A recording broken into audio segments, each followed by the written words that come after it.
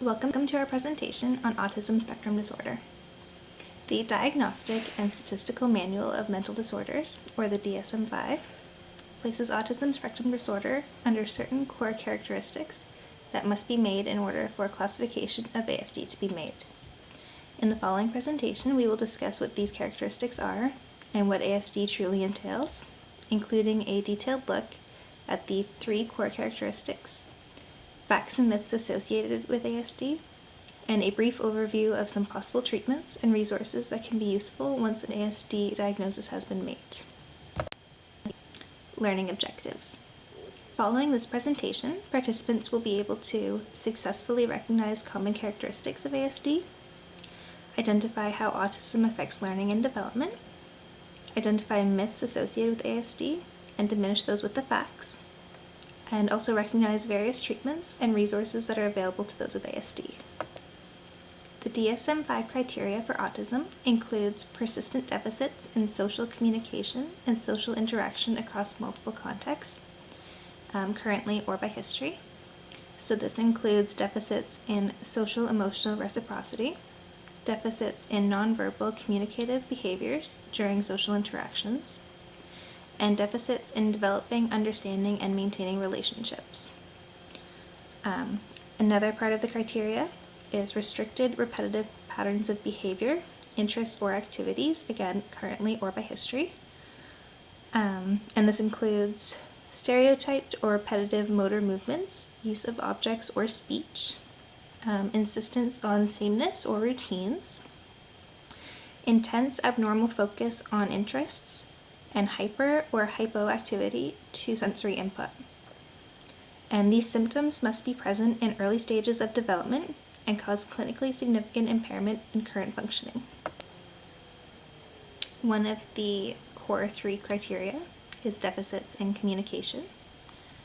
Some individuals with ASD have delays in spoken language, while others will have no speech at all. Many individuals with autism spectrum disorder go to see a speech-language pathologist when they are first diagnosed, and will continue to see them throughout their young lives. Language can be repetitive or echoic, where echoic language resembles an echo, where a child will repeat words or phrases that they've heard around them, but they don't have any understanding of what they're saying, and they usually can't answer questions regarding what they're saying. So, for example, if a child is sitting in a TV room and an episode of Max and Ruby is playing, the child might hear these characters speaking to each other. So a line such as, "Max, can you go to the store?" If a teacher or an instructor therapist came into the room and asked the child watching the show, "Where is Max going?" The child may not answer or understand. Children may have difficulty communicating with others and using and understanding body language, facial expressions, or gestures. They often avoid making or maintaining eye contact, which can make them seem rude, uninterested, or as though they're not paying attention. This lack of nonverbal communication often makes individuals stand out and peers unsure of how to engage with them. Some individuals with ASD prefer to communicate with adults in their surroundings instead of other children, and this is often because adults understand ASD and how to initiate conversation with these individuals, whereas their peers may not. And communication deficits that are common in individuals with ASD often mean that developing and maintaining relationships is very difficult. We'll now move on to the social interaction component of the DSM-5 criteria for the core characteristics. So some people with autism have high interest, but do not know how to pursue these interests, while others have no social interest at all. And this makes it difficult to create and maintain relationships with others, including peers, coworkers, and even family members. It's especially difficult with family members because it can cause disruption within the family. It can be very hard on parents especially. These individuals may have a hard time understanding body language and facial expressions, making it difficult to understand social cues and atmospheres, where others will understand these naturally. They may also have trouble understanding social rules and conventions, resulting in difficulty understanding what's not explicitly said. one specific component would be sarcasm, and it's especially hard for those with autism to understand, and can be extremely harmful to the maintenance and development of relationships, especially as the individual gets older, because sarcasm is used so often with neurotypical peers and in adult life. With this, those with autism may also show single-focused interests, and that would be seen in high intensity, which we'll speak a little bit more about in the next slide. But this may result in isolation from peers due to an inability to show interest in others or the activities that others are interested in. More specifically, it may result in the learner having difficulties adjusting to their social behavior to fit different contexts and situations, difficulties understanding and partaking in imaginative play, instead preferring to participate in more adult activities, so they prefer to spend time with adults instead of interacting in pretend play or interacting in other ways with their peers, which will cause issues with further development.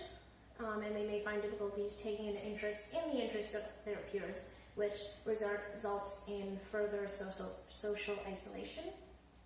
This brings us to restrictive, repetitive patterns of behavior, the third core characteristic of ASD. So an intense interest or focus on specific components or objects, tasks, or even phrases is what defines stereotypical repetitive motor movements of individuals with ASD. So these are known as stereotypies, which are repeated movements that appear to have no purpose. So this could be something such as rocking back and forth or flapping hands to the sides. This may serve to be automatically reinforcing, however, even if it appears to have no purpose, and may even be used to self-soothe. Other examples of this include lining up toys, flipping objects, using idiosyncratic phrases. One example is a child who has an extreme focus on spinning a wheel, and they'll hold the toy up to their face, and instead of using, let's say, a truck as it's meant to be used in pretend play, they'll be focused on that wheel spinning, holding it close to their eye. This would be a visual fascination. It can also be seen with lights or different vibrations of toys, even spinning in circles for abnormal amounts of time, or lining up toys or other demonstrations of this. This brings us to hyporeactivity and hyperreactivity to sensory input, which the individual either appears overly sensitive to specific sounds or textures, or on the contrary, they seem dismissive of pain and temperatures that should cause a reaction. Other examples are adverse responses to specific sounds or textures, excessive smelling or touching of objects, visual fascination, which we talked about, and can include insistence on sameness and routine. So this may be seen as inflexibility or often extreme stress when changes are made, and rituals are performed in the morning, and if they're interrupted, then extreme distress is shown. This brings us to other components of the DSM-5 criteria, which are extremely important as they can differentiate between ASD and another disorder with similar symptomology. So these are the criteria that we have that we've talked about previously, and for this reason, developmental history and current patterns of behavior are key to distinguishing the symptoms began, and whether or not the individual meets the criteria dependent on when the signs were presented and how debilitating impairment has been in the past and in present to know whether or not it is ASD or whether it's another disorder that has similar symptomology. Now we're going to talk about some facts and myths about autism spectrum disorder. Firstly, we have people with autism spectrum disorder have no emotions. This is actually a myth. Individuals experience all of the emotions, however, they do experience them at different intensities. So they may feel sadness and feel more sad about a situation that might not affect someone else as much, and they may show it and display it in a different way than someone else might. Autism is caused by vaccines. This is also a myth. This was disproven. So the only study that ever supported that was actually discredited and disproved. So that is also a myth. All people with autism have expertise in a specific area and have extraordinary abilities. This is also a myth. Although people with autism can have a fixated interest in something, so for example, they can be really into Lego or into art, only 1 to 10% of the population are actually considered savants. So now we're going to talk about some treatments and resources. There's applied behavior analysis. So this emphasizes the building of skills to help with social stimuli, imitation skills, language use, and communication, as well as building appropriate play and social skills. This treatment can be run by behaviorists, counselors, therapists, but can also be used in parenting or teachers or EAs or anyone who works with any child, not even just individuals with ASD. So this treatment can be used in school settings, it can be used at home, it can be used in group homes, or anywhere that behavior can occur.